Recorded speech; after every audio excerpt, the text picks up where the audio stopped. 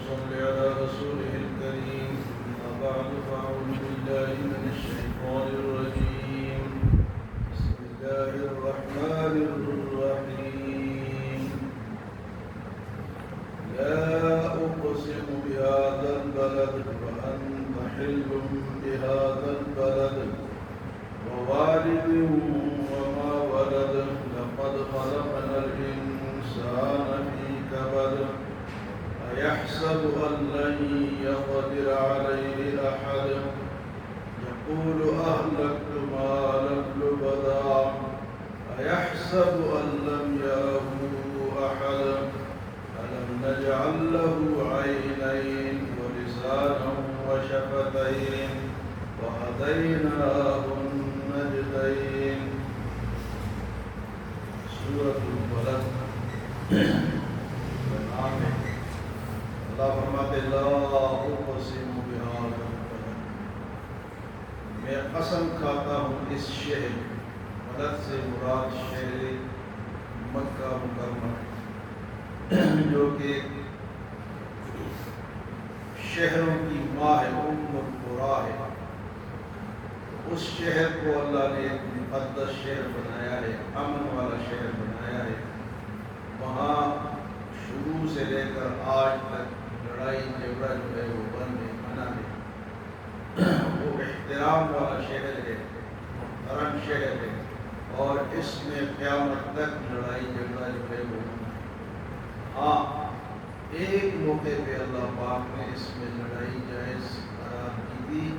اس کے متعلق فرماتے وَأَنْتَ حِلٌّ بِهَٰذَا الْبَلَدِ، اور آپ اس شہر میں اترے ہوئے ہیں، یعنی آپ کے لیے کچھ وقت کے لیے اس میں لڑائی جائز قرار دی جائے گی. وہ موقع کب تھا؟ جب مکہ فتح ہوا. جب مکہ فتح ہوا تو اس وقت اللہ نے حضور کے لیے کچھ وقت کے لیے لڑائی جائز قرار دی تھی.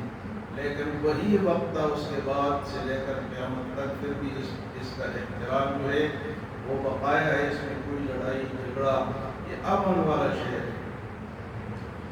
حتیٰ کہ یہاں پر فرمایا کہ درخت بھی اس کے نہ کاٹو، جھاڑیاں بھی نہ کاٹو.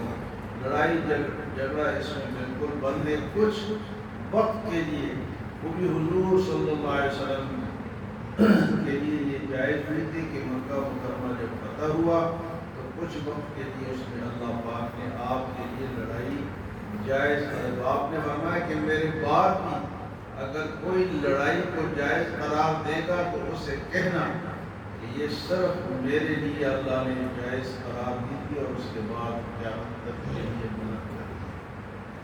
فرمایا کہ قسم ہے اس شہر کی اور اس میں آپ رہ رہے ہیں، اس میں آپ اترے ہوئے ہیں، اس میں آپ نے حلول فرمایا ہے.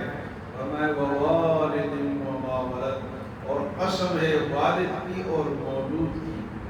والد سے مراد آدم علیہ السلام اور مولود سے مراد تمام انسانیت جو کہ آدم علیہ السلام کی اولاد ہے. تو ان دو چیزوں پر قسم اللہ پاک نے شہر مکہ مکرمہ کی اور والد کی اور مولود کی. تو دونوں کی عظمت کی وجہ سے اس کی قسم کھائی گئی. فرمایا کہ لَقَدْ خَلَقْنَا الْإِنسَانَ فِي كَبَدٍ، البتہ تحقیق ہم نے انسان کو مشقت میں پیدا کیا. لَقَدْ خَلَقْنَا الْإِنسَانَ فِي كَبَدٍ، انسان کی پیدائش سے لے کر مرنے تک مشقت ہی مشقت. اور اس مشقت سے اللہ پاک یہ سمجھانا چاہتے ہیں کہ انسان کو کچھ بھی تو صرف میرا مرغوب منت ہے کہ تجھے پیدا کس طرح کیا گیا، وہ مراحل تو دیکھ، اور اس کے بعد مرنے تک تو مشقت ہی میں رہے. اس لیے تو عاجزی اختیار کر، تکبر کو اور خودبینی کو چھوڑ. تو ہر وقت اس میں مشقت میں رہے گا. اب کون انسان ہے جو مشقت سے بچا ہوا ہے؟ آج کان میں درد ہے تو کل پیسے نہیں ہے تو پرسوں سوچنا ہو. کوئی اور لڑائی ہو گئی ہے تو کبھی بیوی بیمار ہے، کبھی بچے بیمار ہیں، تو کبھی عزیز و اقارب بیمار ہے تو کبھی پیسے نہیں ہے تو کبھی کوئی چیز جل گئی، مشقت ہی مشقت میں ہے، اور اس کی وجہ اللہ پاک نے یہ رکھی ہے کہ یہ تکبر میں نہ چلا جائے، خود بین نہ ہو جائے کہ جو کچھ ہوں میں ہوں، وہ تو ہر وقت مشقت میں رہے گا، اس سے نکل نہیں سکتا، اس لیے اللہ کی طرف رجوع کر، کیا کر؟ اللہ کی طرف لقد خلقنا الانسان فی کبد، انسان کو مشقت میں پیدا کیا گیا۔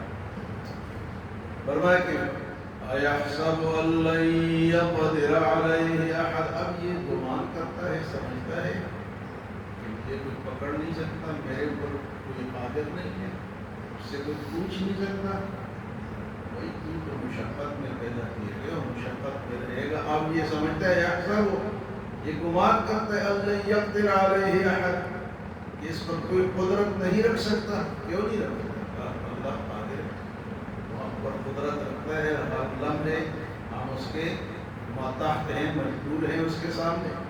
ہاں جو نہیں سمجھتا پھر وہ کفر میں چلا جاتا ہے، وہ کافر بن جاتا ہے، جو سمجھتا ہے وہ پھر اللہ پہ ایمان رکھتا ہے۔ فرمایا ایحسب، کیا یہ سمجھتا ہے ان لن یقدر علیہ احد، اس پر کسی کو قدرت حاصل نہیں ہوگی، کیوں نہیں؟ فرمایا یقول اہلکت مالا لبدا، کہتے ہیں میں نے تو بڑا مال خرچ کیا، یقول اہلکت مالا لبدا، میں نے بہت سا مال خرچ کیا۔ تو مال خرچ کرنے میں تو فخر کرتا ہے، لیکن اس کو نہیں دیکھتا کہ مال کیا کس نے۔ ایحسب ان یقول اہلکت مالا لبدا، کہتا ہے کہ میں نے تو بہت سارا مال اپنا خرچ کر دیا، فلاں جگہ لگا دیا، فلاں جگہ، لیکن مال وہی قبول ہوگا جو اللہ کے قانون کے مطابق خرچ ہوگا۔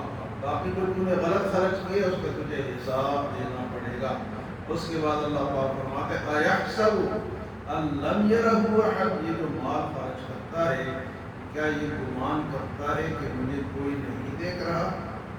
ایحسب ان لم یرہ احد، پھر اللہ فرماتے ہیں الم نجعل لہ عینین، کیا میں نے تجھے دو آنکھیں نہیں دی؟ دو آنکھیں اللہ کی نعمت، کس جگہ اللہ پاک نے انسان کے اندر دو لائٹیں لگا دی، اور نئی کی کوئی خراب ہوتی ہیں اور کیا کیا چیزیں اس کے ساتھ وہ دیکھتا ہے۔ بھائی یہ میری دو نعمتیں ہیں، یہ قدر کریں۔ جن لوگوں کی آنکھیں نہیں ہوتی ہیں نا اور وہ نابینا پیدا ہوتے ہیں، اور اللہ پاک فرماتے ہیں حدیث میں ہے کہ اگر میں اس کی دو عزیز چیزیں لے لوں، دو عزیز چیزیں یعنی دو آنکھیں لے لوں اور اس پر یہ صبر کرے، یہ نہ کہے کہ میری تو آنکھیں نہیں ہیں، میری آنکھیں فلاں ہو گئی فلاں ہو گئی، یہ اس پہ صبر کرے تو اس کو جنت دے کے میں راضی ہوں گا۔ وہ نابینا ہے اور اس پہ صبر کرے کہ بھئی اللہ کی طرف سے ہے تو اللہ اس کو جنت میں ڈائریکٹ دے دے۔ وَلَمْ نَجْعَلْ لَهُ عَيْنَيْنِ، کیا ہم نے اس کو دو آنکھیں نہیں دی، وَلِسَانًا، اور زبان دی ہے، وَشَفَتَيْنِ، اور دو ہونٹ دیے ہیں۔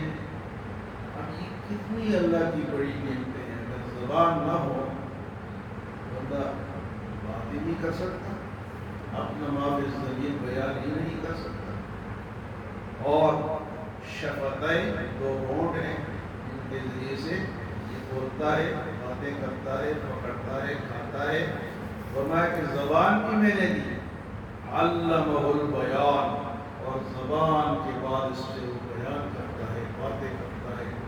بعض ایسے لوگ ہوتے ہیں کہ وہ باتیں کرتے ہیں جس طرح پھول چڑھتے ہیں، اتنی خوبصورت وہ باتیں کرتے ہیں۔ یہ کس کی نے یہ نعمت دی ہوئی، کس کی؟ اللہ۔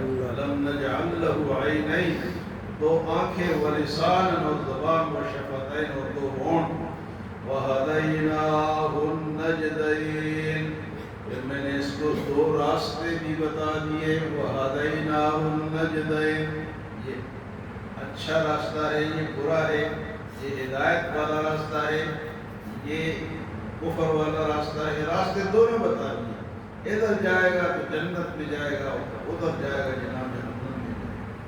أَلَمْ نَجْعَلْ لَهُ عَيْنَيْنِ وَلِسَانًا وَشَفَتَيْنِ وَهَدَيْنَاهُ النَّجْدَيْنِ، اور ہدایت کے لیے میں نے اس کو دو راستے بھی بتا دیے، اور ان راستوں کو مزید واضح کرنے کے لیے اللہ نے پھر اپنے نبی بھیجے، کتابیں بھیجی، علی مبلغ بھیجے، اچھے لوگ بھیجے تاکہ مزید اس کی تشریح ہوتی رہے۔ تو دو راستے اللہ نے بتا دیے، اچھے راستے پہ چلنے والے کامیاب ہوں گے اور برے راستوں پہ چلنے والے ناکام ہوں گے۔ اللہ ہمیں عمل و سمجھ